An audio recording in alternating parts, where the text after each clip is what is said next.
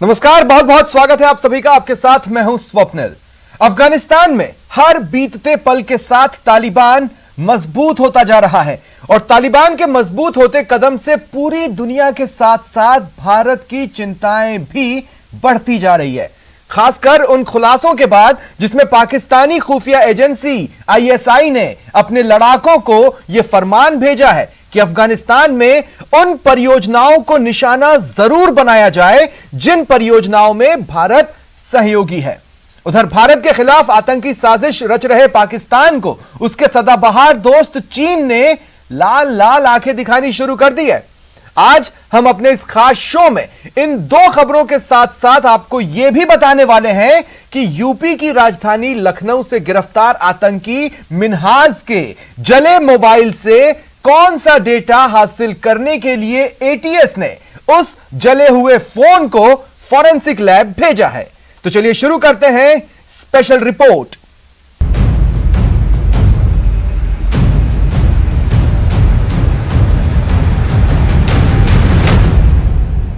तालिबानी आतंकियों से जूझ रहे अफगानिस्तान में हिंदुस्तान की परेशानियां अचानक बढ़ने लगी हैं।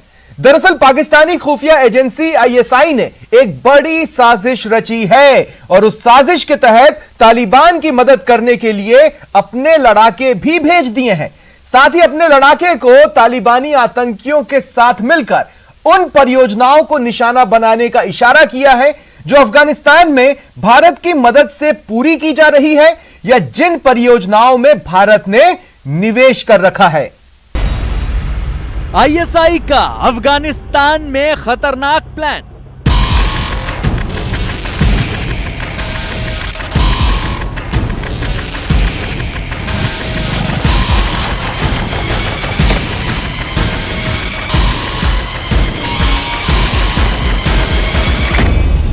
आईएसआई के निशाने पर भारत के प्रोजेक्ट।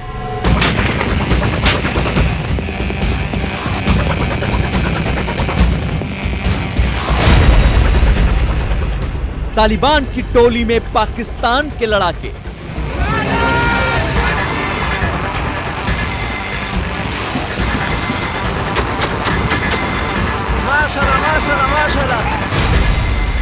आईएसआई की अफगान साजिश।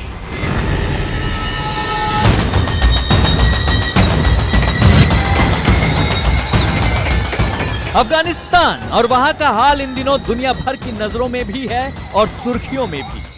हर गुजरते दिन के साथ अफगानिस्तान में तालिबान का रकबा यानी उसके कब्जे वाली जमीन की लंबाई और चौड़ाई बढ़ती जा रही है। जिस तालिबान ने अफगानिस्तान की सरकार के साथ साथ उनके साथ नाता रखने वालों की नींद उड़ा दी है, उस तालिबान का नाम सुनते ही पाकिस्तान के हुक्मरान के चेहरे पर हवाइयां उड़ने लगती हैं।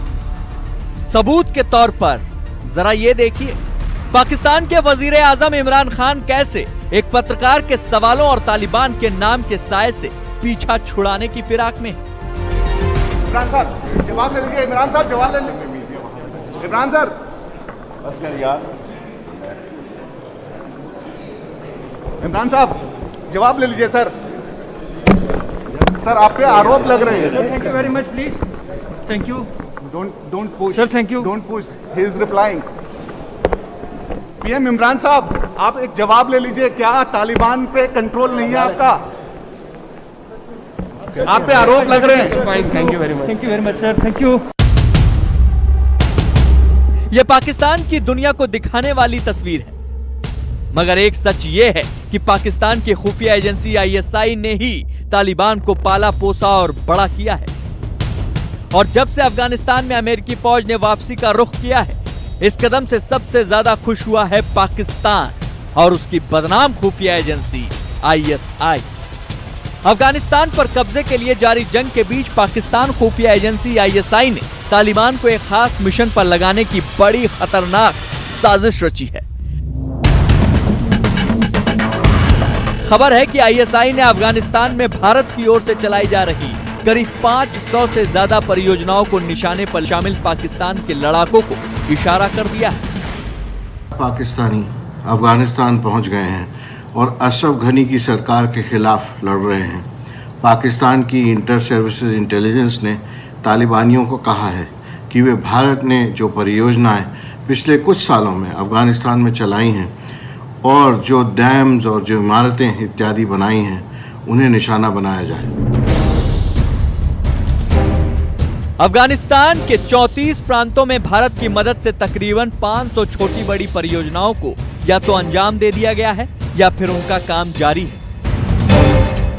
भारत ने अफगानिस्तान के 34 प्रांतों में तकरीबन 500 छोटी बड़ी परियोजनाओं में 300 करोड़ से ज्यादा का निवेश किया है। इनमें से कुछ परियोजनाओं को या तो अंजाम दे दिया गया है या फिर उन पर काम जारी है। इसमें सबसे अहम परियोजना ईरान के चाबहार पोर्ट से अफगानिस्तान के दिलारम तक की 218 किलोमीटर की सड़क परियोजना है। भारत पहले ही सलमा डैम का निर्माण कर चुका है जिससे 42 मेगावाट बिजली बनती है। इसके अलावा भारत ने काबुल में संसद भवन का भी निर्माण किया है।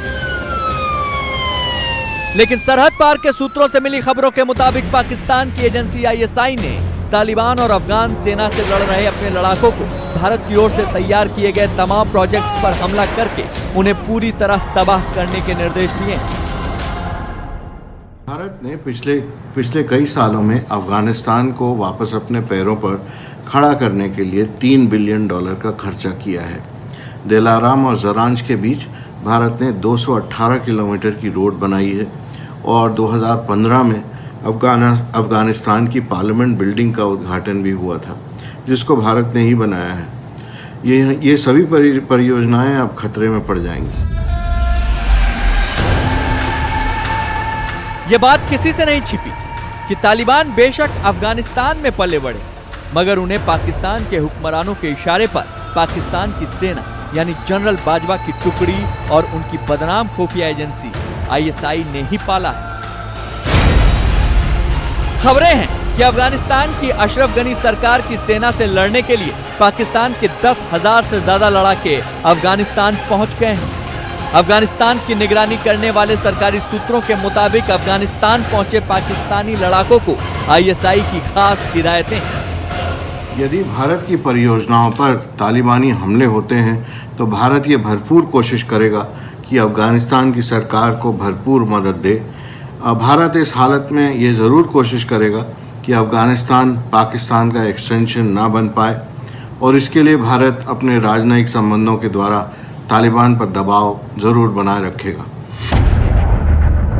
अफगानिस्तान सरकार और उसकी मदद करने वालों के लिए तालिबान हमेशा सिरदर्द बने रहे, लेकिन हक्कानी नेटवर्क समेत पाकिस्तान की मदद से पल रहे आतंकी संगठन पिछले कई सालों से भारत के खिलाफ हरकत करते रहे, खास तौर पर कश्मीर के इलाके में।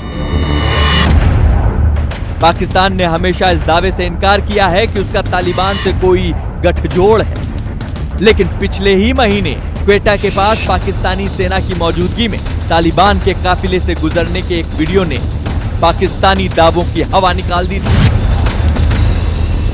FATF के सामने आतंक पर कार्रवाई करने की नौटंकी करने वाले पाकिस्तान का यही सच है। उसकी सेना अफगानिस्तान में तबाही मचा रहे तालिबान के साथ है और ये सब पाकिस्तान की खुफिया एजेंसी ISI के इशारे पर हो रहा है। और अब तो अफगानिस्तान को फिर से खड़ा करने की कोशिश में लगे भारत के खिलाफ तालिबान को भड़काने में ISI ने एक और साजिश रच डाली है।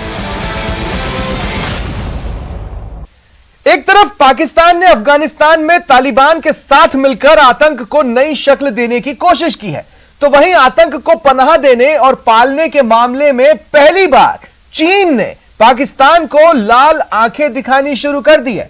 दरअसल कुछ दिन पहले पाकिस्तान में एक बम धमाका हुआ जिसमें 9 चीनी नागरिक मारे गए।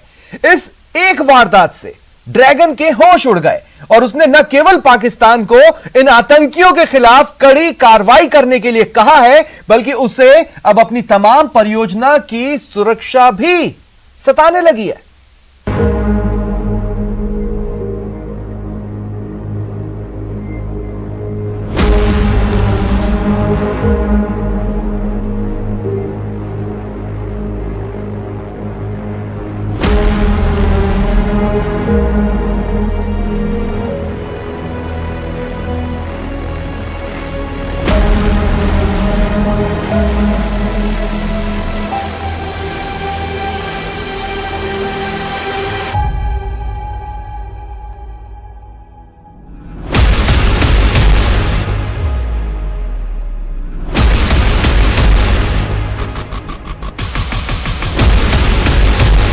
अब तिलमिलाने लगा है ड्रैगन।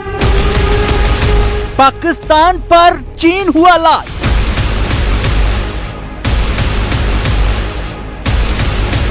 चीन को मिला आतंक का घाव।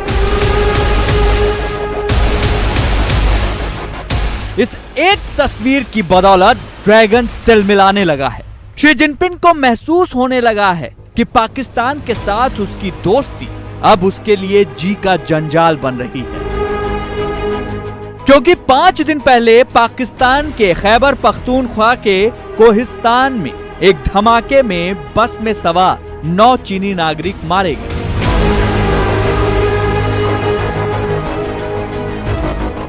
जबकि उस बस में 36 चीनी नागरिक सवार थे। इस खबर के बीजिंग पहुंचते ही हड़कंप मच गया, क्योंकि पाकिस्तान की जमीन में पनप रहे आतंक की ये पहली गहरी चोट चीन को मिली थी। China has asked Pakistan to thoroughly investigate the truth, hold the perpetrators accountable, and give them severe punishment. Beijing has also asked Islamabad to protect the safety of Chinese personnel, institutions, and projects. चीन के अंदाजे से ठीक उलट पाकिस्तान इसे एक हादसा साबित करने में जुट गया, और इसी बात को लेकर चीन गुस्से से लाल हो गया। पाकिस्तान ने पहले कहा था कि बस का बम ब्लास्ट मैकेनिकल फेलियर की वजह से हुआ है, पर चीन के दबाव में आकर पाकिस्तान अब कह रहा है कि एक्सप्लोजिव्स के ट्रेसेस बस में मिले हैं और बस पर आतंकवादी हमला हुआ है, इसकी भी संभावना है।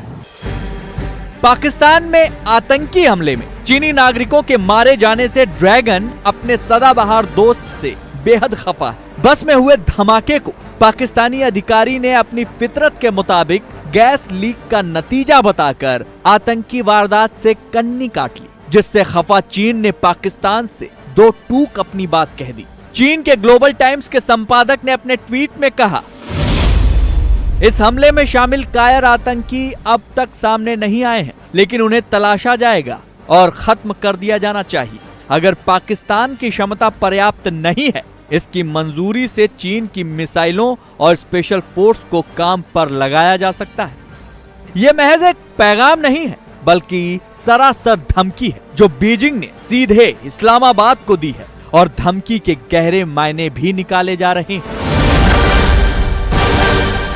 चीन के विदेश मंत्री वांग यी का बयान आया है कि इस बम ब्लास्ट जो बस में हुआ है, उससे पाकिस्तान को सबक सीखने चाहिए और चीन पाकिस्तान के CPEC प्रोजेक्ट्स में चीनियों की सुरक्षा के लिए सख्त कदम लेने चाहिए और सुरक्षा को और कड़ी कर देना चाहिए। जाहिर है कि चीन CPEC प्रोजेक्ट्स की सुरक्षा को लेकर बहुत चिंतित है और आग बबूला है। तो क्या महज एक आतंकी वारदात में मारे गए चीनी नागरिकों की वजह से बीजिंग तिलमिला गया? मतलब कि जमीन पर खड़ी चीन और पाकिस्तान की दोस्ती पर नजदीकी नजर रखने वालों की माने तो अब शी जिनपिंग ने उन तमाम प्रोजेक्ट्स पर अपना पहरा तेज कर दिया है जो पाकिस्तान की जमीन पर चीन के पैसों से चल रही हैं। और इनमें सबसे खास है CPEC यानी चीन पाकिस्तान इकोनॉमिक कॉरिडोर। चीन के इस ड्रीम प्रोजेक्ट में शी जिनपिंग ने बड़े अरमान साधे हैं, लिहाजा इस पर आंच आती दिखी तो दोस्ती में खटास भी दिखने लगी, जिसका सबूत मिला पाकिस्तान की सेना के पूर्व प्रवक्ता मेजर जनरल असीम बाजवा के एक ट्वीट से। इस ट्वीट में उन्होंने लिखा है, पाकिस्तान में एक बस में हुए बड़े धमाके में चीन के इंजीनियरों की मौत का सदमा बेहद गहरा है, जिसने सभी को हिलाकर रख दिया। सदमे में डूबे बीजिंग ने इस्लामाबाद को इत्तला भेजी है कि 16 जुलाई को CPEC की जो अहम बैठक होने वाली है उसे आगे बढ़ा दिया जाए। अब ये बैठक ईद के बाद होगी। चीन ने हाल ही के बॉम्ब ब्लास्ट को बहुत गंभीरता से लिया है और चीनी प्रधानमंत्री ने पाकिस्तानी प्राइम मिनिस्टर इमरान खान से कहा है कि दोषी लोगों को पकड़ा जाए और उन पर कड़ी कार्रवाई की जाए। चीन ने ट्रेन इन्वेस्टिगेशन की एक टुकड़ी भी पाकिस्तान को भेजी है। चीन को CPEC की बहुत चिंता है, क्योंकि ये अब तक का CPEC पर चीनी जो लोग काम कर रहे हैं उन पर सबसे बड़ा हमला है। चीन के गुस्से की खबर अब पाकिस्तान के वजीर आजम इमरान खान को भी हो गई है और करीब करीब दिवालिया हो चुके इस देश की सबसे बड़ी कुर्सी पर बैठे इमरान खान ने मौके की नजाकत को ताड़ते हुए फौरन चीन को भरोसा देने में जरा भी देरी नहीं की।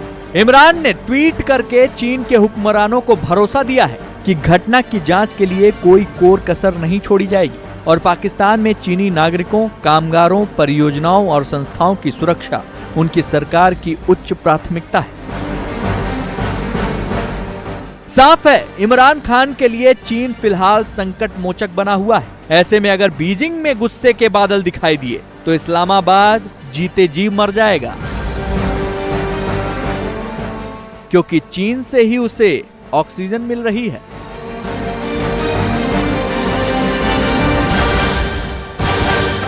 स्पेशल रिपोर्ट में अब बात करते हैं उन आतंकियों की जिन्हें लखनऊ में यूपी पुलिस ने गिरफ्तार किया था।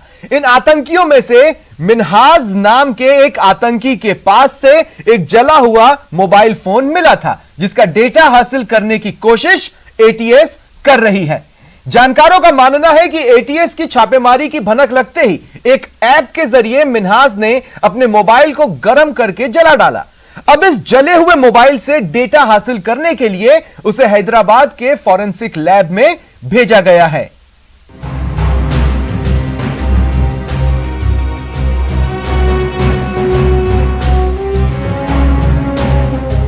लखनऊ से गिरफ्तार संदिग्ध आतंकी मिन्हाज के मोबाइल को उससे उसकी आतंकी साजिश के पर्दाफाश करने के लिए हैदराबाद की फोरेंसिक लैब में भेज दिया गया है। ये वही मोबाइल है जो आतंकी मिन्हाज के पास से एटीएस को छापेमारी के दौरान मिली थी, क्योंकि कहा जा रहा है कि इस मोबाइल में उसकी आतंकी साजिश के कई राज भी दफन है। यूपी एटीएस की टीम लखनऊ से गिरफ्तार संदिग्ध आतंकियों का एक एक तार खंगालने के लिए सबूतों की तलाश में जुटी है। इसी कड़ी में मिन्हाज नाम के संदिग्ध आतंकी के उस मोबाइल को हैदराबाद में फोरेंसिक जांच के लिए भेज दिया गया है, जिसका डेटा लखनऊ की फोरेंसिक लैब में रिट्रीव नहीं हो पाया है।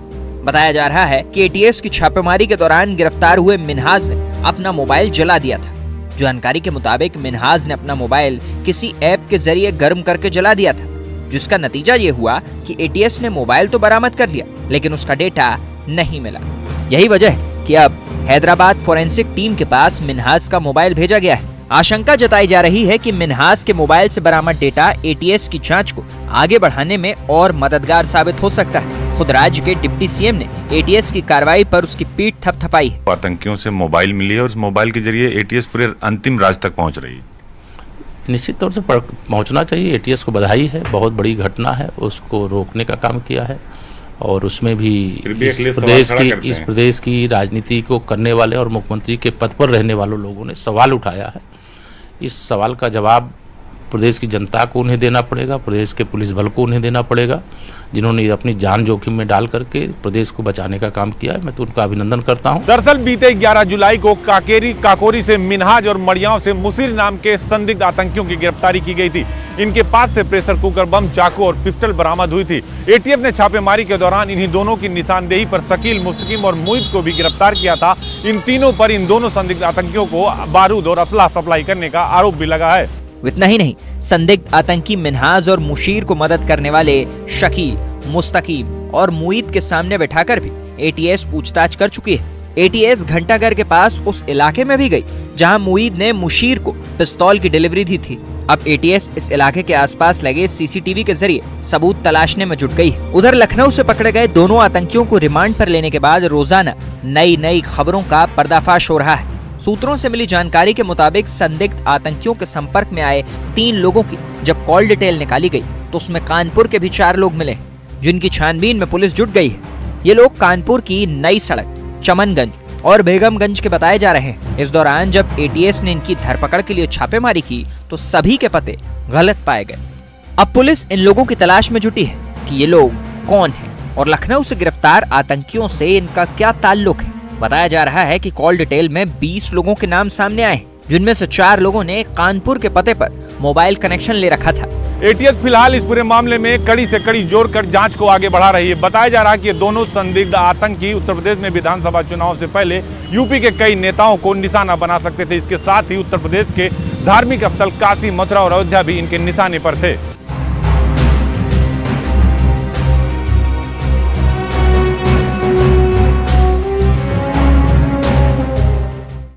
फिलहाल इतना ही, दीजिए इजाजत, नमस्कार।